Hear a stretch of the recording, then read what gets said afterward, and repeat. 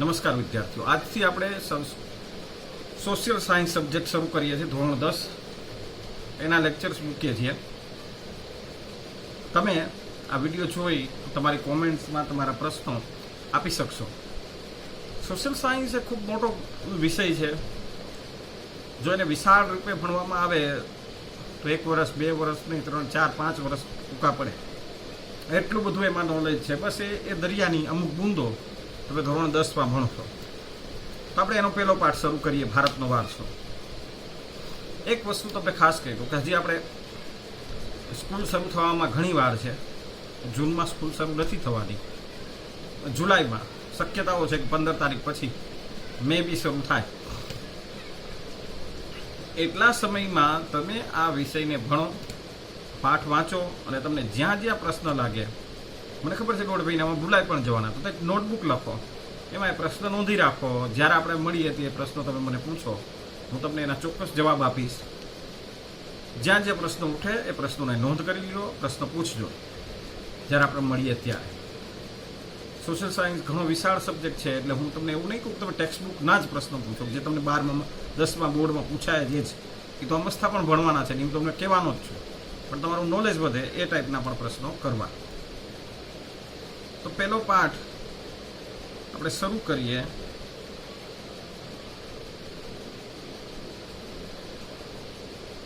જેનું નામ છે ભારતનો વારસો.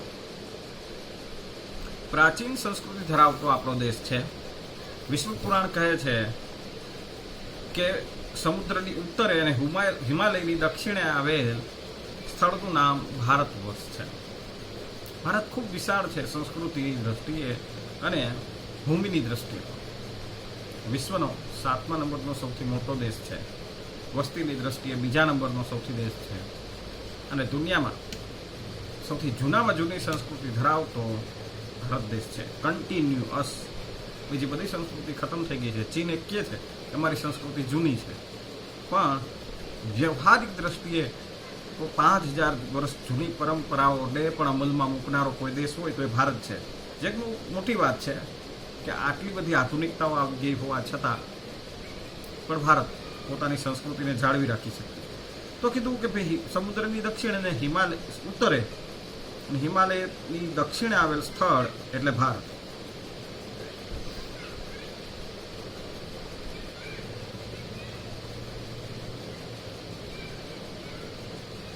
એક જ મિનિટ વિદ્યાર્થીઓ. ભારતમાં શુભ કાર્ય પ્રારંભે લેવાતા સંકલ્પોમાં ભારત વર્ષ, ભારતખંડ, જંબુદ્વીપ, આર્યાવ્રત વગેરે શબ્દનો ઉપયોગ થાય છે. એટલે શું? તો આ બધા ભારતના જૂના નામ છે. ભરત નામના મહાન રાજા ઉપરથી પડ્યું એવું આપણે કહીએ છીએ.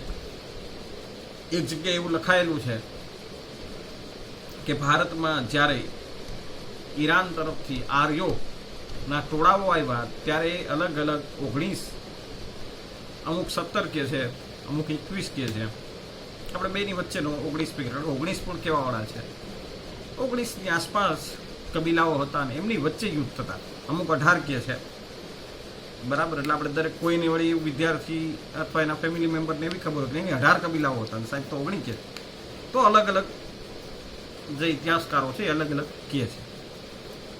એમની વચ્ચે યુદ્ધો થયા અને એમાં ભરત નામનો જે વંશ હતો, જે કબીલો હતો ભરત વંશનો, એ બધા કબીલાઓને હરાવી ચક્રવર્તી બને છે ને એના નામ પરથી ભારતનું નામ એટલે કે જંબુદ્વીપનું નામ ભારત વર્ષ પડ્યું, ભારતખંડ પડ્યું, આર્યાવ્રત પડ્યું. કારણ કે આર્યોનું સામ્રાજ્ય આખા ભારતમાં ફેલાઈ ગયું હતું અને એ સંસ્કૃતિ અને દ્રવિડ સંસ્કૃતિના મિશ્રણથી આજની આ ભારતીય સંસ્કૃતિ બની. પૂર્વ, પશ્ચિમ, દક્ષિણ એમ 3 દિશામાં આપણે સમુદ્ર છે. અને ઉત્તર દિશામાં હિમાલયની ગિરિમાળાની કુદરતી સીમાઓ આપણો દેશ ધરાવે છે. આપણા દેશની સમૃદ્ધિથી આકર્ષાઈને અનેક વિદેશી પ્રજાઓ વ્યાપાર કરવા માટે ભારતમાં આવી સ્થાયી થઈ ભારતીય સંસ્કૃતિના મહાનદમાં ભળી ગઈ.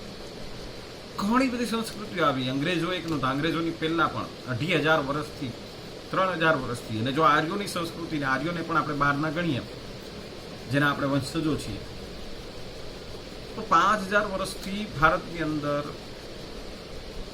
અલગ અલગ સંસ્કૃતિના લોકો આવતા જ રહ્યા અને આ મહાન દેશમાં ભળતા ગયા. આ ભૂમિમાં શક, હું એવા બધા કનિષ્ક, આ આદાન પ્રદાનની પરસ્પર પ્રક્રિયા દ્વારા દેશમાં અનેક પરિવર્તનો થયા અને એ રીતે એક પેઢીમાંથી બીજી પેઢીમાં આપણા વારસાનું હસ્તાંતરણ થતું રહ્યું અને એનો વિકાસ પણ થયો. જેટલા લોકો બહારથી આવ્યા એ બધાએ ભારતને પોતાનો દેશ, પોતાની માતૃભૂમિ બનાવી દીધી અને તેઓ અહીંયા જ સ્થાયી થઈ ગયા. અહીંથી કોઈ પાછા નથી ગયા. અંગ્રેજો ને યુરોપીય પ્રજાને છોડી દે, બાકી બધા અહીંના થઈને રહી ગયા. અહીંયા હું તમને એ વાત પણ કહેવા માંગીશ કે આપણા મગજમાં એવું છે કે ભારતની અંદર મુસ્લિમ સામ્રાજ્ય, મુસ્લિમ સલ્તનત તલવાર દ્વારા આવ્યું ને ઈસવીસન 1000 સાલની આસપાસ આવ્યું, આજથી લગભગ 1000 વર્ષ પહેલા. પણ જે ઐતિહાસિક પુરાવાઓ મળે છે એ બતાવે છે કે મોહમ્મદ પૈગંબર જ્યારે જીવિત હતા, એટલે કે ઈસુની 7મી સદી થી 8મી સદીની વચ્ચેનો ગાળો, એ સમયે પણ મુસ્લિમ વ્યાપાર, આરબ લોકો સાથે જે વ્યાપાર થતો આપણો વ્યાપાર તો 5000 વર્ષથી છે. આપણું લોથલ બંદર દુનિયાનું સૌથી જૂનામાં જૂનું બંદર, જે આપણે ભણીએ છીએ પાઠમાં, 9મા ધોરણમાં પણ ભણી ગયા, અહીં પણ ભણશું. અને વિશ્વનું સૌથી મોટું બંદર કહેવાતું એ સમયે, અને જૂનામાં જૂનું તો ખરું જ, એનાથી પહેલાં કોઈ બંદર એટલું વિકસિત થયેલું નહોતું. તો વિદેશી પ્રજાઓ આ આપણે વેપાર હતો જ. એ સમયે જે આરબો સાથેના કનેક્શનના કારણે કેરળનું કાલિકટ બંદર ખાસ વ્યાપાર માટે સમૃદ્ધ હતું. કેરળના ત્યાંના સ્થાનિક રાજા કે નાવિકે જે વિદેશ વ્યાપાર કરતો એ સમય, એને આરબો સાથેના વ્યવહારથી જોયું કે મુસ્લિમો બહુ કારણ કે આરબો બુદ્ધિશાળી પ્રજા હતી, તેઓનો વ્યાપાર ખૂબ હતો, વેપારમાં ખૂબ સારું કમાતા અને ઈમાનદાર હતા. એ સમયે એવી છાપ હતી, અત્યારે જેવા હોય તો એ છાપના કારણે એની ઉપર એવી અસર થઈ કે મુસ્લિમ આરબો છે એ ખૂબ ઈમાનદાર છે, એ કામના પાક્કા છે, વચનના પક્કા છે. તો એણે પોતાના નાવિકોને એક સલાહ આપી કે મારા બધા જ નાવિકોએ પોતાના એક દીકરાને મુસ્લિમ ધર્મના અનુશાસનમાં મોટો કરવો. જો સમજો, આ વાત છે ઈસુની 7મી સદીમાં, આજથી 1300-1400 વર્ષ પહેલાની. એ સમયે મુસ્લિમ એ કોઈ ધર્મ નહોતો, ક્રિશ્ચિયાનિટી પણ કોઈ એવી રીતના ધર્મની જેમ માનવામાં નહોતું આવતું, અને હિન્દુ નામનો પણ કોઈ ધર્મ નહોતો. આ હિન્દુ શબ્દ તો આપણને અંગ્રેજોએ એને આવીને આપ્યો છે, બાકી આપણી સંસ્કૃતિ એ સનાતન સંસ્કૃતિ કહેવાતી. એટલે એ સમયે મુસ્લિમ છે એ એક સંપ્રદાય જેવું, જેમ કે આજે તમે સ્વામિનારાયણ સંપ્રદાયમાં હોય, સ્વાધ્યાય પરિવારમાં હોય, તમારી જ્ઞાતિ ભલે ગમે તે હોય, તો સ્વાધ્યાય પરિવારમાં તમને બ્રાહ્મણ પણ જોવા મળશે, પટેલ પણ જોવા મળશે, એવી રીતના સ્વામિનારાયણ સંપ્રદાયમાં પણ જોવા મળે. એનો અર્થ એ નથી કે એ એક અલગ ધર્મ થઈ ગયો. એવી જ રીતના મુસ્લિમ પણ ત્યારે એક સંપ્રદાય જેવું હતું. એટલે હિન્દુઓ, સનાતન વ્યક્તિ પણ પોતાના દીકરાને મુસ્લિમ સંસ્કાર આપતા. તો આવું થતું અને એને આદેશ આપેલો અને એને પોતાના છોકરાને પણ એવી રીતના ઉછેરેલો. તો 1400 વર્ષ પહેલાની આ પરિસ્થિતિ. તો ભારત કેટલો મહાન છે એને આપણે સમજીએ છીએ. 1400 વર્ષ પહેલા પણ આવી રીતના આવતા. ઇવન એની પહેલા ઈસુના જન્મના લગભગ 1500 વર્ષ પહેલા યહૂદી ધર્મના લોકો ભારતમાં આવેલા અને કેરળમાં રહેલા, અને એ સમયના પુરાવાઓ આજે પણ કેરળની ભૂમિમાંથી મળે છે. અને જોઈએ તો 3000 વર્ષ પહેલા યહૂદીઓ ભારતમાં આવીને વસેલા. ઇવન એક ઐતિહાસિક પુરાવો એવો છે કે ઈસુનું મૃત્યુ થયું એ પછીના 58 વર્ષ પછીથી 80 વર્ષની અંદર એનો એક શિષ્ય સેન્ટ થોમસ એ ભારત આવે છે, કાલિકટ બંદરે ઉતરે છે. એ સમયે એનું બહુ ઉષ્માભર્યું સ્વાગત કાલિકટના લોકો કરે છે સેન્ટ થોમસનું. અને ત્યારે જે વ્યક્તિ વાંસળી વગાડે છે, શરણાઈ વગાડીને એનું સ્વાગત કરવામાં, શરણાઈ વગાડતી હોય છે, એ છોકરી યહૂદી પરિવારની હોય છે. તો સેન્ટ થોમસની ઐતિહાસિક વાતોમાં લખાયેલું છે.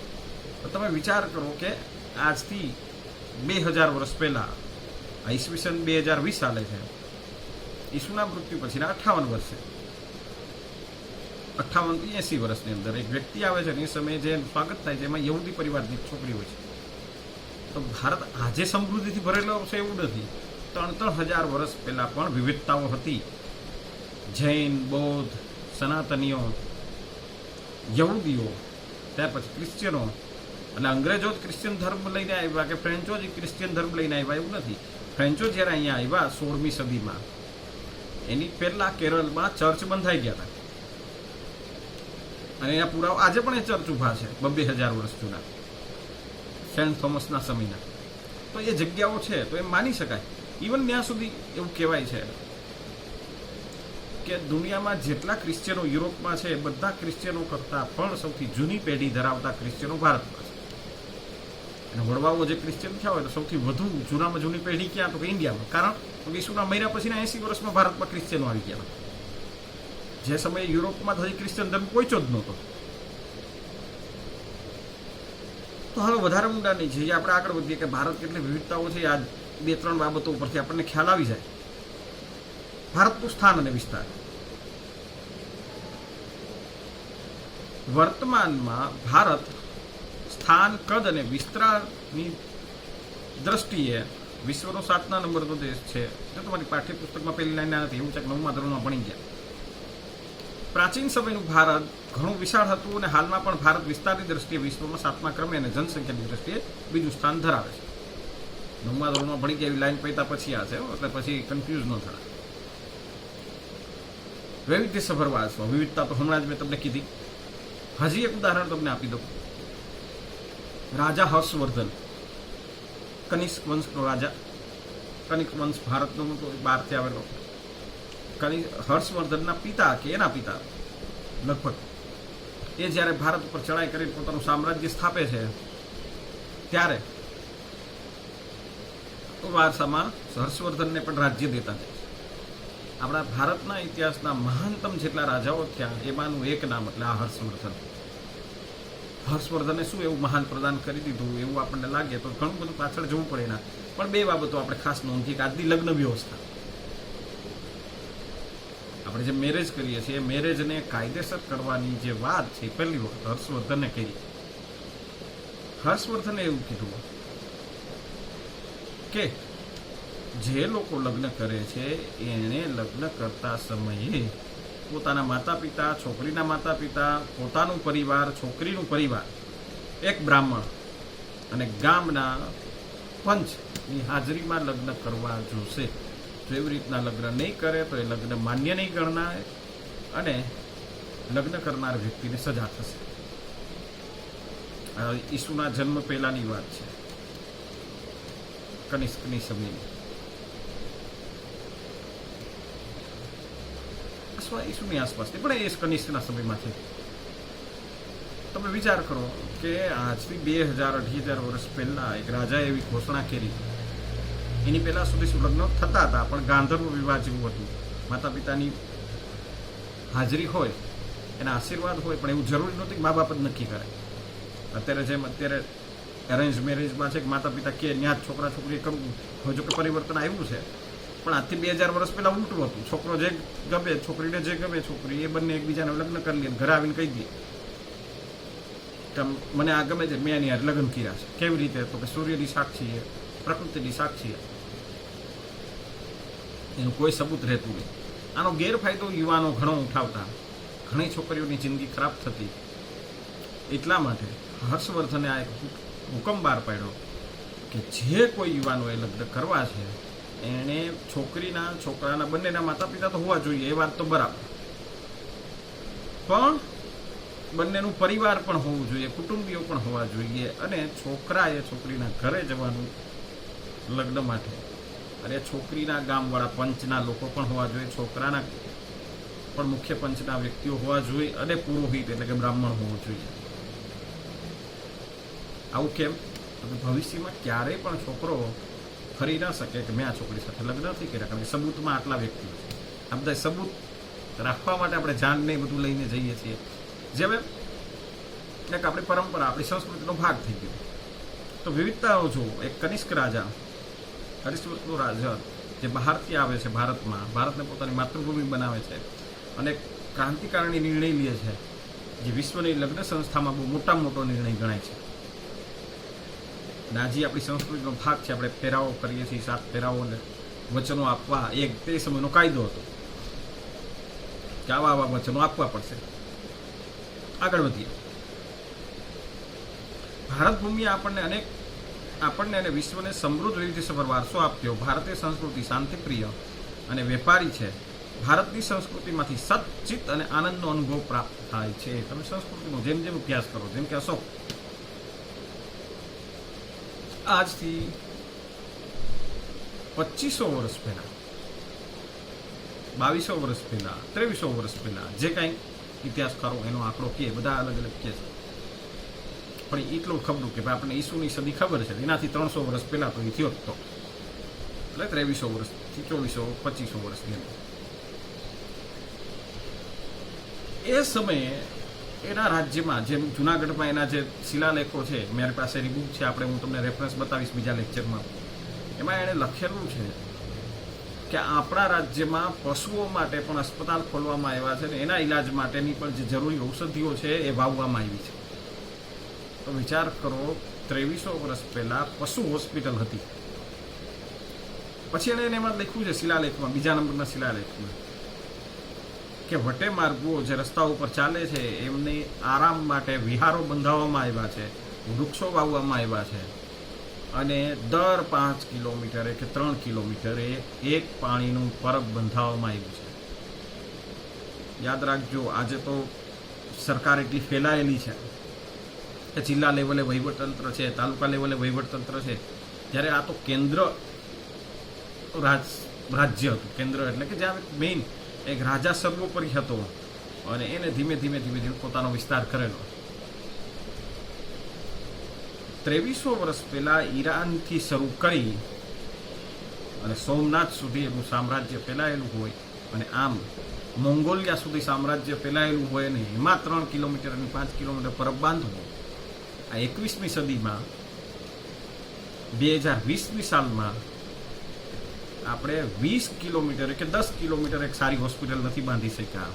દર 8 કિલોમીટર એક હોસ્પિટલ હતી. પશુઓ માટે અલગ હોસ્પિટલો હતી 2300 વર્ષ પહેલા. આજે એના શિલાલેખમાં લખાયેલું છે, એ હું તમને બતાવીશ. તો 2300 વર્ષ પહેલા પશુઓ માટે હોસ્પિટલ, માણસો માટે હોસ્પિટલ 8-8 કિલોમીટરે, અને 3 થી 5 કિલોમીટર થાય એટલે પાણી પીવાનું પરબ હોય, અને એવી જ રીતના 8 થી 10 કિલોમીટર થાય એટલે વિહાર ગૃહ હોય. રસ્તા ઉપર બંને બાજુ વૃક્ષો તો હોય એ જુદા. પ્રાણીઓની વધુ પડતી હત્યા ન થાય એટલા માટે એના શિલાલેખમાં લખાયું કે માણસો બને ત્યાં સુધી શાકાહારી થાય, તો બને ત્યાં સુધી શબ્દ વાપરેલો છે, બધા ઉપર ફોર્સ નથી કર્યો. એ સમયે રાજાશાહી હતી, એ ફોર્સ કરી શકે, છતાં એને કીધું ફોર્સ નહીં. અને એને કીધું કે મારા રાજ્યમાં, મારા રાજમહેલમાં પણ મને ખબર નહોતી, જ્યાં સુધી હિંસાચાર વિશે મને ભાન નહોતી ત્યાં સુધી વધુ પ્રાણીઓ મરતા હતા, પણ આજે 2 જ મોર મારવામાં આવે છે, એવું એને એના શિલાલેખમાં લખાય. તો વિચાર કરો કે 2000 વર્ષ પહેલા એક રાજા આટલું બધું પ્રજાનું વિચારી શકતો હતો. જ્યારે તમે તમારી સંસ્કૃતિ ઉપર નજર કરશો, તમને આવા અનેક રાજાઓ મળશે. અશોક છે એ વિશ્વના 5 સર્વશ્રેષ્ઠ મહાન રાજાઓ અત્યાર સુધીમાં માનવ જાતે આપ્યા હોય એમાંનો એક રાજા ગણાય છે. આપણે એટલે જ એનું જે અશોક ચક્ર છે એ આપણે આપણા રાષ્ટ્રધ્વજમાં રાખેલું છે, એની જે મુદ્રા છે અશોક મુદ્રા 3-4 સિંહોવાળી, જે આપણી રાષ્ટ્રીય મુદ્રા છે. આગળ વધીએ. એટલે જ કહ્યું કે જ્યારે તમે ઇતિહાસમાં નજર કરશો ત્યારે તમે સચ્ચિત અને આનંદ મળશે. અશોક વિશે તમે વિચારો તો એ તમને આનંદિત થઈ જાઓ, તમે અંદરથી આમ જુસ્સો ચડે કે વાહ, આવો સરસ રાજા એક હતો, આટલું બધું વિચારતો. હર્ષવર્ધન વિશે વિચારો તો તમને આનંદ આવે. રાજા વિક્રમાદિત્ય વિશે વિચારો તો તમને આનંદ આવે. એટલે અનેક રાજાઓ. આ ઉપરાંત અહીં આવીને વસેલી ભિન્ન ભિન્ન સંસ્કૃતિ સાથેના આદાન પ્રદાન થકી શક, કનિષ્ક, ક્રિશ્ચિયન, મુસ્લિમ આવી અનેક પ્રજાઓ ની હારે આદાન પ્રદાનથી આપણી સંસ્કૃતિ વધુ ને વધુ સમૃદ્ધ બનતી ગઈ, અને તેણે અપનાવેલ અહિંસા અને શાંતિના મૂલ્યોની આજે વિશ્વભરમાં પ્રશંસા થાય છે અને સ્વીકાર પણ થયો છે. સિંધુ ખીણની સંસ્કૃતિના લોકોથી શરૂ કરીને આજ દિન સુધી લોકોએ ભારતને પોતાની આવડત, બુદ્ધિ, શક્તિ, કૌશલ્ય અને કલા દ્વારા સમૃદ્ધ બનાવ્યું છે. ભારતના ભવ્ય વારસાના નિર્માણ અને ઘડતર માટે અનેક ઋષિમુનિ, સંત, વિદુષીઓ, વિદ્વાન, ચિંતકો, કલાકારો, કારીગરો, વૈજ્ઞાનિકો, સંશોધકો, સાહિત્યકારો, શિક્ષણશાસ્ત્રીઓ, રાજનીતિજ્ઞો, ઇતિહાસકારો, સમાજ સુધારકો વગેરેનો અગત્યનો ફાળો છે. તેમના ધર્મ, શાસન, શૈલી, ભાષા, કલા, ચિત્ર, બોલી, પહેરવેશ અને રીત રિવાજો વગેરે પણ ભારતને મળ્યા છે. બધાને રીત રિવાજો બધું આપણી પાસે. વિશ્વમાં સૌથી વધુ બોલીઓ અને ભાષાઓ અત્યારે ભારતમાં બોલાય છે. આપણી ટોટલ 21 કે 22 ભાષાઓ આપણા સંવિધાનમાં છે, પણ 35 ટોટલ ભાષાઓ છે અને 8500થી વધુ બોલીઓ છે. બહુ વધારે સમૃદ્ધ છે આપણો ભાષાકીય વારસો. 8500થી વધુ આપણી બોલીઓ છે અને 22 જેટલી આપણી સંવિધાનમાં સામેલ થયેલી ભાષાઓ છે. અને ટોટલ 23 છે કે જેને લિપિઓ નથી, તો આપણે એને બોલીઓમાં રાખી છે. હકીકતમાં એ ભાષા પ્રમાણે છે, જેમ કે કચ્છી છે, સિંધી છે. તો બહુ મોટો સમૃદ્ધ આપણો વારસો છે. તો આટલી બધી ભાષા છે. કલા, દરેક રાજ્યની અલગ કલા છે. પહેરવેશ, ગુજરાતીનો પહેરવેશ અલગ, ઉત્તર ભારતનો અલગ, પૂર્વોત્તર ભારત, સાઉથ ઇન્ડિયન, કાશ્મીરી, રાજસ્થાની, પંજાબી. ધર્મ, તો ધર્મ પણ ભારતમાં દરેક ધર્મના લોકો ભારતમાં છે.